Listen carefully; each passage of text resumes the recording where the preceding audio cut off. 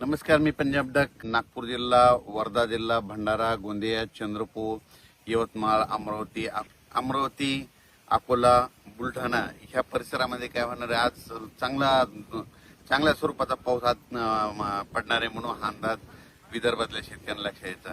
पण राज्यात आज देखील काय होणार आहे, 17 जुलैला इकडं मराठवाड्यामध्ये देखील परभणी जिल्हा, जालना जिल्हा, संभाजीनगर, बीड जिल्हा, लातूर जिल्हा, धाराशिव जिल्हा, त्याच्यानंतर सोलापूर इकडं, त्याच्यानंतर अहिल्यानगर ह्या परिसरात देखील आज 17 तारखेपासून आज बऱ्याच भागात पाऊस वाढायला सुरुवात होणार आहे म्हणून हा अंदाज लक्षात यायचा. 17, 18, 19ला हे राहील, पण 20 तारखेच्या नंतर बऱ्याच भागामध्ये आणखी बराच भाग कव्हर करणार आहे म्हणून हा अंदाज सर्व शेतकऱ्यांना लक्षात यायचा. त्याच्यानंतर सांगायचं झालं तर मुंबईकडे देखील काय होणार आहे, आज देखील बऱ्याच भागामध्ये पाऊस सुरू होईल, पण मुंबई, नाशिक आणि कोकणपट्टीकडे मात्र 25 तारखेनंतर मात्र जोराचा मुसळधार पाऊस पडणार आहे म्हणून हा अंदाज मुंबईकरांनी घ्यायचा. कारण की मुंबईकडे 25 तारखेनंतर मुंबईकडे शेवटच्या आठवड्यात मात्र जोरदार मुसळधार पाऊस पडणार आहे म्हणून हा अंदाज मुंबई, पुणे, नाशिक, त्र्यंबकेश्वर या शेतकऱ्यांनी अंदाज लक्षात घ्यायचा. त्याच्यानंतर राज्यात सांगायचं झालं तर पश्चिम महाराष्ट्रामध्ये सातारा, सांगली, कोल्हापूर तिकडे देखील काय होणार, 25 म्हणजे शेवटच्या आठवड्यात चांगला पाऊस पडणार आहे. पण आज 17 तारखेपासूनच बऱ्याच भागामध्ये कोल्हापूर जिल्हा, सांगली जिल्हा, सोलापूर जिल्हा, त्याच्यानंतर अहिल्यानगर, पुणे जिल्हा, इकडं बीड जिल्हा, लातूर जिल्हा सगळीकडे बऱ्याच भागामध्ये आज पाऊस वाढायला सुरुवात होणार आहे. म्हणजे आजपासून चांगला पाऊस वाढणार आहे म्हणून हा अंदाज सर्व शेतकऱ्यांनी लक्षात घ्यायचा.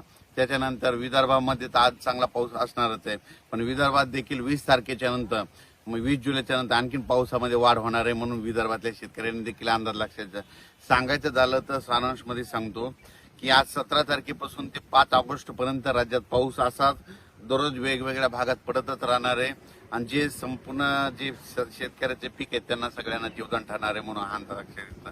त्याच्यानंतर आषाढी एकादशी 25 तारखेला आहे, तर पंढरपूरला मात्र दुपार 4च्या दरम्यान संध्याकाळी मात्र थोडाफार प्रमाणात पाऊस असणार आहे म्हणून यात्रेकरूंनी हे देखील अंदाज लक्षात द्यायचा. कारण की 25 तारखेला तिथं पाऊस थोडाफार पडणार आहे, जास्त काय असा मोठा नाही, म्हणजे नुकसानकारक नाही, मुसळधार तसा काय नाही, उगाच थोडा पाऊस येणार आहे म्हणून हा अंदाज यात्रेकरूंनी देखील घ्यायचा म्हणून हे देखील लक्षात द्यायचं. त्याच्यानंतर यात्रा परतल्याच्या नंतर राज्यात मात्र 27-28च्या नंतर बऱ्याच भागामध्ये काही ठिकाणी जोराचा पाऊस पडणार आहे म्हणून ही आज देखील त्या शेतकऱ्यांना अंदाज लक्षात घ्यायचा.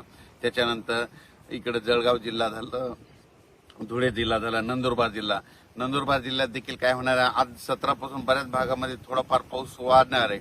पण नंदुरबार जिल्ह्यात मात्र शेवटच्या आठवड्यात एक लो प्रेशर आहे, म्हणजे एक चक्रीवादळ आहे.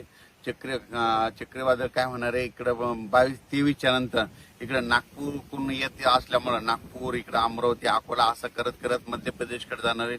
मध्य प्रदेशकडून काय होणार आहे, इकडे इंदूरकडून इकडे लगेच इकडे जळगाव असा करत इकडे परत गुजरातकडे येणार आहे. गुजरातकडे येत असल्यामुळे नंदुरबारकडे येऊन तेच मुंबईकडे जाईल.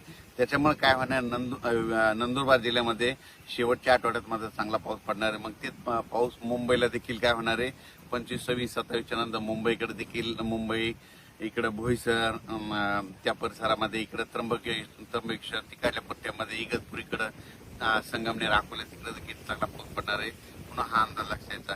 म्हणजे सांगायचं झालं तर सध्या आता जशी 8 दिवस पावसानं उघड दिली होती तसं काही आता उघडीप नाही.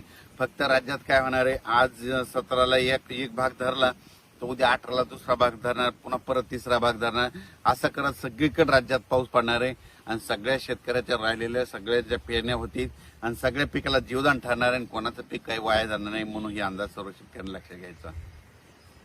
त्याच्यानंतर काय होणार आहे, 20 तारखेच्या नंतर मात्र चांगला बऱ्याच भागामध्ये पावसाचा जोर वाढणार आहे म्हणून हा अंदाज लक्षात घ्यायचा. आज देखील तुम्हाला सांगू इच्छितो नागपूरकडं, म्हणजे नागपूर, भंडारा, वर्धा, गोंदिया, त्याच्यानंतर अमरावती, अकोला ह्या पट्ट्यामध्ये आज देखील चांगल्या प्रमाणात पाऊस पडणार आहे म्हणून हा अंदाज लक्षात घ्यायचा. त्याच्यानंतर बऱ्याच भागामध्ये आज देखील ना जे वंचित काही भाग राहिलेला, जालना जिल्ह्याचा काही भाग आहे, परभणी जिल्ह्याचा काही भाग राहिलेला, इकडे पालम भागामध्ये पाऊस नाही, तर तिकडे देखील आज 17, 18, 19च्या दरम्यान तिकडे देखील पाऊस पडणार आहे म्हणून त्या शेतकऱ्यांनी अंदाज लक्षात घ्यायचा आणि आपण आपल्या पिकाचं नियोजन करायचं. धन्यवाद.